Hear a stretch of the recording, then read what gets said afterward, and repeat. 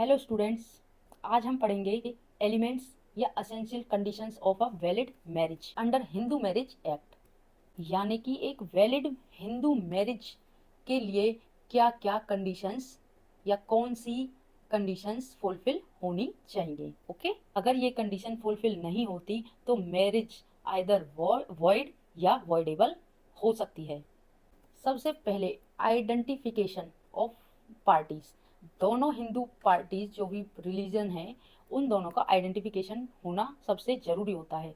सबसे पहली कंडीशन सबसे पहली कंडीशन है कि मैरिज दो हिंदूज दो हिंदूज के बीच होनी चाहिए। यानी ब्राइड और ग्रूम में दोनों हिंदू पार्टीज होनी चाहिए। अगर दोनों हिंदू नहीं हैं तो हिंदू मैरिज एक्ट अप्लाई नहीं हो सकता। तो ये कंडीशन फुलफिल ना होने पर मैरिज वॉइड हो सकती है। Second, monogamy.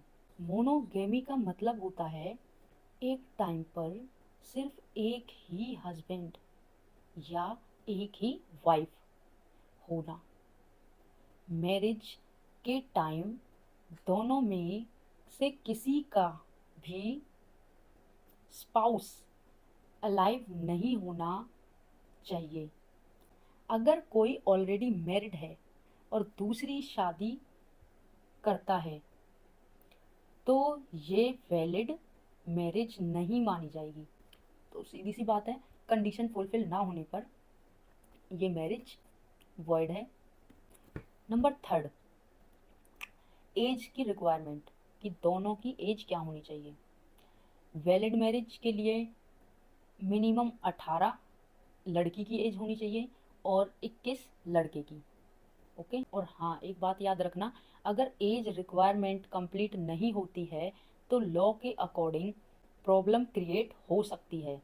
थर्ड में भी अगर कंडीशन फुलफिल नहीं होती हैं तो ये वॉइड मानी जाएगी। तो ये मैरिज वॉइड या पनिशेबल इशू बन सकती है। सीधी सी बात है, जब एज रिक्वायरमेंट फुलफिल नहीं होगी तो पनिशेबल या फिर वॉइडेबल मैरिज तो होगी। फोर्थ, हम बात करते हैं मेंटल कैपेसिटी या फ्री कंसेंट। मैरिज के टाइम दोनों पार्टीज मेंटली फिट होने चाहिए, दोनों की कंसेंट फ्री होनी चाहिए। कंसेंट पर अनड्यू इन्फ्लुएंस, फ्रॉड, फियर या मिस रिप्रेजेंटेशन नहीं होना चाहिए।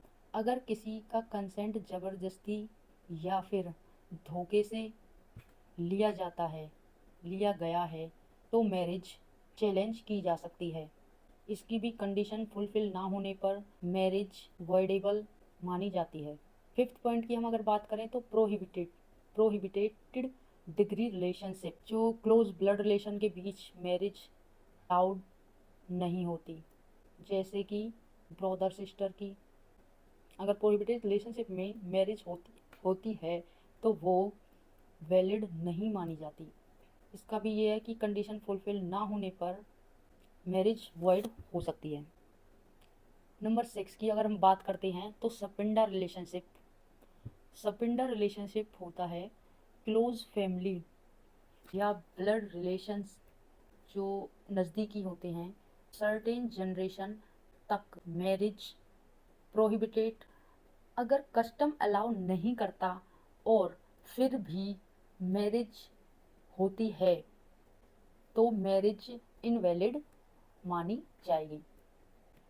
इसकी भी कंडीशंस फुलफिल ना होने पर ये मैरिज वॉइड मानी जाएगी। दोस्तों या लॉ स्टूडेंट्स, जो भी आप वीडियो देख रहे हो, तो स्टूडेंट्स, ये थी वैलिड मैरिज की इम्पोर्टेंट कंडीशंस। अगर इन कंडीशंस का पर्पस सोसाइटी और फैमिली सिस्टम को प्रोटेक्ट करना होता है तो एग्ज़ाम में अक्सर डायरेक्ट क्वेश्चन आता है, जैसे what are the essential conditions of a valid Hindu marriage act. इसलिए इन पॉइंट्स को शॉर्ट कीवर्ड्स में याद रखिए। Hindu parties, monogamy, age, mental capacity, prohibited prohibited relationship और सिक्स्थ सपिंडा रिलेशनशिप। अब एक छोटी सी टेबल याद करो, असेंशियल कंडीशंस, ठीक है। Meaning, if not fulfilled, identification of parties Hindu religion, marriage between two Hindus, void, monogamy, one spouse at a time, एक ही person हो सकता है, वो वॉइड है। एज, ब्राइड 80 ईयर 18, ग्रूम 21, ठीक है, वॉइड और punishable. Mental capacity, free consent, consent without fraud fear force, ये voidable. Prohibited degree, no close blood relationship marriage, ये वॉइड होगी। Sapinda relationship, no sapinda marriage, ये भी वॉइड मानी जाएगी। अब शॉर्ट रिवीजन ट्रिक के लिए आप क्या करोगे, HMAMPS, H for Hindu parties, M monogamy, A age, M mental, K C capacity, P prohibited, D degree, S sapinda relationship. ये ट्रिक स्टूडेंट्स को जल्दी याद हो जाएगी।